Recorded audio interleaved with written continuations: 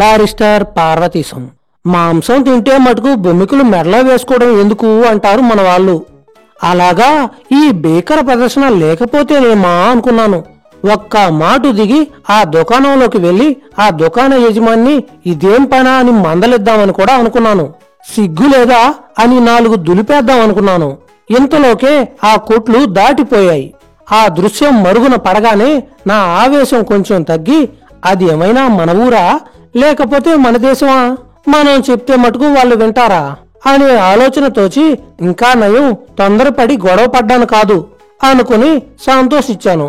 తర్వాత డబల్గస్ స్క్వేర్ అనే ఒక ప్రదేశం, అందులో మధ్యన నెల్సన్ శిలా ప్రతిమ చూపించాడు. ఆ తర్వాత ఏదో పిక్కడిల్లి సర్కస్ అన్నాడు. అయితే ఇక్కడ కూడా సర్కస్ కంపెనీలు ఉంటాయా అన్నాను. ఉంటే చూడవచ్చు అంటే అతను నవ్వి మనకు వీధిలో కనబడే జంతువులు తప్ప మరో జంతువులుండే సర్కస్ కంపెనీ ఏవీ లేవిక్కడ. ఈ ప్రదేశం పేరు సర్కస్ అంటారు. ఈ పేరు ఎందుకు వచ్చిందో మటుకు నాకు తెలీదు అన్నాడు. అప్పటికి సాయంత్రం 4 గంటలైంది. మళ్ళీ ఒకచోట ట్రాము దిగుదాం అన్నాడు. మీనన్ నన్ను దిప్పి దగ్గరలో ఉన్న మరో హోటల్కి నన్ను తీసుకువెళ్లి అక్కడ మళ్ళీ టీ వగైరా పలహారాలు ఏర్పాటు చేశాడు. పలహారాలంటే మనకు పునుగులు, మిఠాయి ఉండలు వంటివి లేవు. రొట్టె, దానికి అనుపానం వెన్న, రేగి పండ్లతో తయారైన అదేదో జామట, కొన్ని తీయని కేకులును. ఇవి పలహారపు వస్తువులను. లఘుగా పలహారం కానించి మళ్ళీ బయటపడ్డాం. ఈసారి ట్రాములకేసి ఎక్కకుండా ఎంతో దూరం షాపులకేసి చూస్తూ ఎంతో దూరం నడిచాం. అక్కడ ఒక పిక్చర్ హౌస్ అనేది ఉంది. అక్కడ నా మిత్రుడు ఆగాడు. పైన పెద్ద పెద్ద అట్టల పైన చిత్రమైన స్త్రీ పురుషుల బొమ్మలు కనబడ్డాయి. ఇదేమి అన్నాను. రండి లోపలికి పోదాం, ఇది చూపించడానికే మిమ్మల్ని లోపలికి తీసుకువచ్చాను. లోపల ఒక తెర మీద కదిలే బొమ్మల నాటకం మనకు కనబడుతుంది, చాలా బాగుంటుంది అని లోపలికి దారి తీసి చెరొక్క టికెట్ కొని లోపలికి తీసుకువెళ్ళాడు. లోపలంతా చీకటిగా ఉంది. ఒకతను మాకు దీపం చూపించి మేము కూర్చోవలసిన చోటు చూపెట్టాడు. మేము కూర్చున్నాము. మా పక్కన ఎవరున్నారు, లోపల ఎంతమంది ఉన్నారు అనేది మాకు కనబడలేదు. మాకు ఎదురుగా ఒక పెద్ద తెల్లని తెర, దాని మీద స్త్రీ పురుషుల బొమ్మలు హావభావాలతో కదిలిపోతూ ఉన్నాయి. కొంతసేపటికి ఇది ఒక నాటకము, ఈ రూమ్ లో ప్రదర్శన అవుతుంది అని తెలుసుకున్నాను. ఆశ్చర్యశక్తుడినయ్యాను. మాట మంతి లేకుండా, ఏ శబ్దము వినబడకుండా, మనుషులు కనబడకుండా కేవలం బొమ్మలతోటేనే 2 గంటల సేపు నాటకం వేశారంటే నాకు ఆశ్చర్యం వేసింది. నాకది ఎంతో అద్భుతంగా అనిపించింది. ఏమనడానికి మాటలు కనబడలేదు. మధ్యన మటుకు 1-2 సార్లు వెలుతురు వచ్చింది. ప్రదర్శనశాల అంతా కనబడ్డది. అది చాలా పెద్దది. అదను పక్షం 1000కి మంది పైగా స్త్రీ పురుషార్థులందరూ కూర్చొని ఉన్నారు. ఇందులో తరతమ భేదం ఉండదేమో అప్పుడు తెలియలేదు. ఇంతమందిని ఏ అలరి లేకుండా ఈ ఛాయా నాటకం ఆకట్టుకోగలిగింది అంటే ప్రదర్శకులు ఎంత ప్రజ్ఞావంతులో అని అనిపించింది. మేము నాటకం చూడడం పూర్తవగానే నెమ్మదిగా లేచి బయటకు వచ్చాం. తెర మీద ప్రదర్శన సాగుతూనే ఉంది. వచ్చేవాళ్ళు వస్తూనే ఉన్నారు, వెళ్లేవాళ్ళు వెళ్తూనే ఉన్నారు. మన ఊరికి మళ్ళీ నాటకం పూర్తయిన తర్వాత ఒకరినొకరు జనాలు తోసుకుని బయటికి రావడం వంటివి లేవిక్కడ. ఒక ప్రదర్శన అవ్వడంతోటే ఆపకుండా మళ్ళీ మరో ప్రదర్శన మొదలవుతుంది. అందుచేత ఎవరికి తీరిక కలిగినప్పుడు వాళ్ళొచ్చి లోపల కూర్చొని వాళ్ళు ఏ రంగం వరకు ప్రదర్శన చూశారో మళ్ళీ వచ్చి ఆ రంగం దగ్గర నుండి కూర్చొని చూసి పూర్తయిన తర్వాత వెళ్లిపోతారు. అంతేకాని మొదటి నుండి మళ్లీ చూద్దామని ఎవ్వరూ అక్కడ కూర్చుని పోరు. ప్రదర్శన జరుగుతున్నంతసేపు హాల్ అంతా ఎంతో నిశ్శబ్దం. మన దేశంలో ఇలా ఉండడం సాధ్యమా?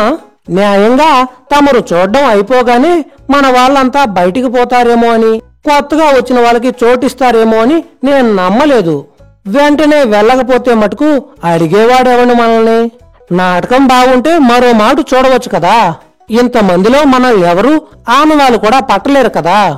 నాటకశాల యజమానికి ఇంతట్లో పోయేది ఏముంది అనుకునే స్వభావం మనది అనుకున్నాను. అప్పటికి రాత్రి సుమారు 8 గంటలు అవుతుంది. మేము రోడ్డు మీదకు వచ్చాం. ఏమండి, ఈ పూటకి ఈ పర్యటన ముగిచి బస్సుకు చేరుకుందామా అన్నాడు మా స్నేహితుడు. అదే మంచిది అన్నాను. రోజంతా ట్రాములో కూర్చున్నా కొంచెం శరీరానికి ఇబ్బందే కలిగింది. బస చేరుకుని ఆ పూటకు భోజనాధికములు ముగించుకుని గుడ్ నైట్ చెప్పుకొని ఎవరి గదికి వాళ్ళు చేరుకున్నాం. నా గదిలో బట్ట మార్చుకుని సుఖంగా పడుకుని నాటి దినచర్య మొత్తం ఒకసారి నెమరు వేసుకుని, నా స్నేహితుడు ఎంత మంచివాడు, తెలుగువాడైన వాడు నన్ను అసలు పలకరించనే లేదే. ఇతను పాపం ఒక రోజంతా నాతో పాటు తిరిగి తనకు ఏ ఇబ్బంది లేనట్టు కాలక్షేపం చేశాడు. మన వాళ్ళు కూడా ఇలా ఎందుకు ఉండలేరో అనుకుంటూ నాకు తెలియకుండానే ఏరు దాటాను. అనగా నిద్రాదేవి ఒళ్ళోకి ఒరిగానన్నమాట. ఉదయం లేచి నా నిత్య కృత్యములన్నీ తీర్చుకుని డ్రెస్సు వేసుకునేసరికి మా స్నేహితుడు మేనన్ మళ్ళీ వచ్చాడు. నవ్వుతూ గుడ్ మార్నింగ్ చెప్పి కూర్చొని, నీకు రాత్రి బాగా నిద్ర పట్టిందా అని, ఏమీ అలసటగా లేదు కదా అని యోగక్షేమములన్నీ కనుక్కున్నాను. మీరీవేళ ఇక్కడ ఉంటారా, లేకపోతే ఎక్కడికి వెళ్తారు, మీరు ఏర్పాటు చేసుకున్న కార్యక్రమం ఏంటి అన్నాడు. నాకు ఏ ఏర్పాటు లేదని, ఏం చేయాలో తోచడం లేదని అన్నాను. ఇంటి దగ్గర ఏ ఆలోచన లేకుండా, ఎవరితో చెప్పకుండా ఇంటి దగ్గర నుంచి వచ్చానని నా రహస్యం నా స్నేహితుడి ముందు బయట పెట్టాను. అతను నవ్వి, నీ వాలకం చూస్తే ఇలాంటిదేదో చేసావని ఊహించానులే. ఇలాంటి వాళ్ళు మీ ప్రాంతం నుండి ఇప్పుడిప్పుడే రావడం మొదలెట్టారు. అయితే నువ్వు ఏం చదువుదామని వచ్చావు, డబ్బు సరిపడా ఉన్నదా, మీ వాళ్ళు పంపిస్తారా, లేకపోతే ఇక్కడి నుండి వెనక్కి వెళ్ళిపోతావా అన్నాడు. నేను కొలంబో నుండి మా వాళ్లకు ఉత్తరం రాశానని, వాళ్ళు నాకు మార్షల్స్ కు డబ్బు పంపించారని, నన్ను ఇంటికి తిరిగి రమ్మంటూ ఉత్తరం రాశారని, కాని నాకలా వెళ్లిపోవడం ఎంత మాత్రం ఇష్టం లేదని, ఎలాగో శ్రమపడి మా వాళ్ళు డబ్బు పంపించగలరని, అందుచేత ఎక్కడో ఒక చోట చదువులో ప్రవేశించాలని నా నిర్ణయం అని చెప్పాను. నేను ఎక్కడ చేరితే బాగుంటుందో, ఎక్కడికి వెళ్తే బాగుంటుందో, ఎక్కువ ఖర్చు ఎక్కడ అవ్వకుండా ఉంటుందో నేను అక్కడికి వెళ్తే బాగుంటుందని నీ సలహా ఇస్తే సంతోషిస్తాను. నాకు బారిస్టర్ పరీక్షకు చదవాలని ఉంది. నేను ఇంటి దగ్గర హై స్కూల్ చదువుతో ఆగిపోయాను. ఇక నేను ఏం చేయాలో చెప్పండి అన్నాను. బాగుంది, చాలా సంతోషం. నువ్వు ఉన్నమాట చేసిన పని దాపరికం లేకుండా చెప్పావు. నన్ను నమ్మి నిన్ను చూస్తే చాలా పసివాడివని, అమాయకుడివని తెలిసింది. నీ మీద నాకొక సోదర భావం కలిగింది. నువ్విలాంటి చోట నెగ్గుకు రావడం కష్టం. స్కాట్లాండ్ లో ఎడింబరో పట్టణానికి నువ్వు వెళ్తే అక్కడి నుండి చదువుకోవచ్చు. అక్కడ ఉండడానికి ఇక్కడి కంటే సుఖంగా ఉంటుంది. డబ్బు చాలా తక్కువ అవుతుంది. మన దేశస్థులు చాలా మందే ఉన్నారక్కడ. ఊరు ఇంతకంటే చాలా చిన్నది కావడం మూలాన తరచూ మన వాళ్ళందరూ కలుసుకునే అవకాశం ఉంటుంది. నువ్వు హై స్కూల్లో ఇంటి దగ్గర ముగిచ్చాను అన్నావు గనక ఇక్కడ ఎంట్రన్స్ టెస్ట్ కు కూర్చోవాల్సి ఉంటుంది. 3-4 మాసాలు అక్కడే ఎవరో ఒక చేత ప్రైవేట్ చెప్పించుకుని పరీక్షకు వెళ్ళవచ్చు. ఆ తర్వాత నువ్వు అనుకున్న బారిస్టర్ పరీక్షకు చదవవచ్చును. నీకు ఓపిక ఉంటే ఎంఏ పరీక్ష కూడా ఏకకాలమందు చదవవచ్చు. ఏమంటావు అన్నాడు అతను. నేను అనడానికి ఏముంది, మీరు ఏమి చెప్పినా దానికి తదాస్తు అందమే నా పని అన్నాను. అయితే నేను ఈవేళ నీతో రావడానికి తీరుగుడు లేదు. ఈ ఇండియా హౌస్ నడపడానికి ఇక్కడ ఒక ఆవిడ మేనేజర్గా ఉంది. ఆమె మధ్యాహ్నం నీలాగా కొత్తగా వచ్చిన వాళ్ళని కొంతమందిని జంతు ప్రదర్శనశాలకు తీసుకువెళ్ళాలి అని అనుకుంటుంది. నిన్నామెకు పరిచయం చేస్తానిప్పుడు. ఆమెతో కూడా వెళ్ళు. మీరు సాయంత్రం 4-5 గంటలకు ఇక్కడకు తిరిగి వస్తారు. అప్పటికి నేను రావడానికి ప్రయత్నం చేస్తాను. మనం ఇప్పుడు పలహారం ముగిచ్చి ఆవిడను కలుసుకున్నాం.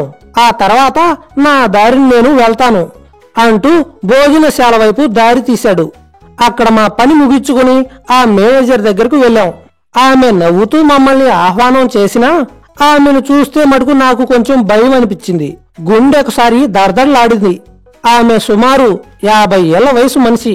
బాగా లావుగా, పొడవుగా, గంభీరంగా కనబడింది. నా స్నేహితుడు నేను పలానా అని, నిన్న రాత్రే కొత్తగా వచ్చానని, ఇవాళ రేపు వెళ్ళిపోతానని పరిచయం చేశాడు. ఆమె కరచాలనంకు చెయ్యి చాపి, మిమ్మల్ని కలుసుకోవడం చాలా సంతోషం. మీకు తొందరగా పని లేకపోతే ఇంకొక 4 రోజులున్నా పర్వాలేదు. మీకేమీ ఇబ్బంది లేదు. ఈ ఊరు అందాలన్నీ కూడా చూడవచ్చు. లేక ఇక్కడనే ఉండి చదువుకోవచ్చు అంది. ఇక ఆ తర్వాత ఏమైంది? నా బారిస్టర్ ఎంట్రన్స్ పరీక్ష ఎలా పాస్ అయ్యాను, బారిస్టర్ చదవడానికి నేను పడ్డ కష్టాలేంటి, ఇలాంటివన్నీ మనం ముందు ముందు ఎపిసోడ్లో తెలుసుకుందాం. ఏంటి పిల్లలు, ఇంతకీ ఎలా ఉంది నా కథ? నచ్చే ఉంటుంది లేండి. మన కథ నచ్చిన వాళ్ళు ఎవరుంటారు లేండి. ఏమండి, అలా చూసి వెళ్ళిపోకండి. వీడియోకి ఒక లైక్ కొట్టి ఛానల్ని గనక సబ్స్క్రైబ్ చేయకుండా ఉంటే పక్కన వచ్చే సబ్స్క్రైబ్ బటన్ కొట్టి వెళ్ళండి. మళ్ళీ తర్వాత ఎపిసోడ్లో కలుసుకుందాం. ఇట్లు బారిస్టర్ చదవడానికి కష్టపడుతూ ఇంగ్లాండ్ వెళ్ళిన బారిస్టర్ పార్వతీశం.